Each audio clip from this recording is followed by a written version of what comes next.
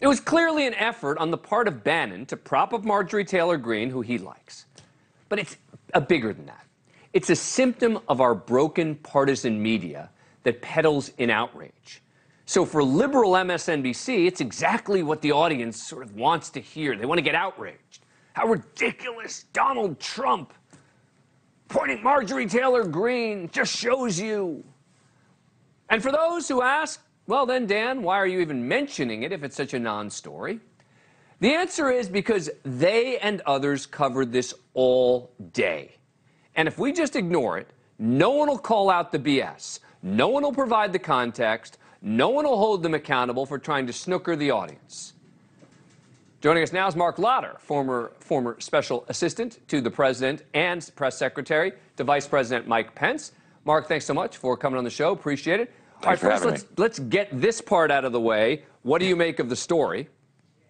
Well, I think, Hallie had the right question there. Is this promotion, self-promotion, and there are many people that do that. We've seen this in recent years, but we see it every cycle. People will raise their profile and suspect an angle that they are on the short list, or they want to be on the short list. But the truth is, we're still a year away from the first votes being cast in a primary, let alone building short lists. Right. Well, I don't blame Marjorie Taylor Greene on this. I blame NBC and MSNBC for falling for it. I mean, look, here's Nicole Wallace continuing. They did it hour after hour, this big scoop that they had. Here's Nicole Wallace. She would be on Trump's short list. Hell, if you flip it around, I think Trump should hope to be on her short list. I mean, she's ascendant. She's the most powerful person in the body, it seems to me. See, this is why MSNBC wants to do the story, right? They want to do it so they can, beat up on Marjorie Taylor Greene. They want to mock Trump's candidacy. And from my perspective, much more importantly than the political side of it, is they are just inventing a story out of thin air because Steve Bannon told them that Marjorie Taylor Greene sees herself on the short list. Yeah, it's absolutely manufactured outrage, or from the left, and that's what this is feeding.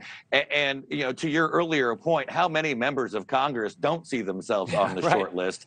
Many of them do. They wake up seeing themselves, and everyone in the Senate thinks they're the next president of the United States. So the old joke goes. But the reality is, and you know this so well, Dan, a vice president fills a specific gap in a presidential ticket. Every vice president, regardless of party. So when we start throwing around names about who may be or may not be on the short list, ask yourself this: what do they bring to the ticket that the president doesn't have themselves? And you'll agree with me, Marjorie Taylor Greene would bring nothing for Trump. Well, she would obviously. I think there's a lot of people who speculate that Trump might pick a woman. Well, okay. But obviously there are a number of female candidates out there. I'm not saying he will or won't. It's been speculated. Yeah, I could see him picking a woman. It's just not going to be Marjorie Taylor Greene. Now, look, I said this on my radio show today. If he ends up picking Marjorie Taylor Greene, I will replay this segment. I will call myself out on it, and I will say that I was absolutely wrong. I am not expecting to have to do that. Marc Lotter, thank you. Appreciate it. Thank you, Dan. Thank you for watching. Go to newsnationnow.com to find NewsNation on your cable provider. And don't forget to click the red subscribe button below to get more of NewsNation's fact-driven, unbiased coverage.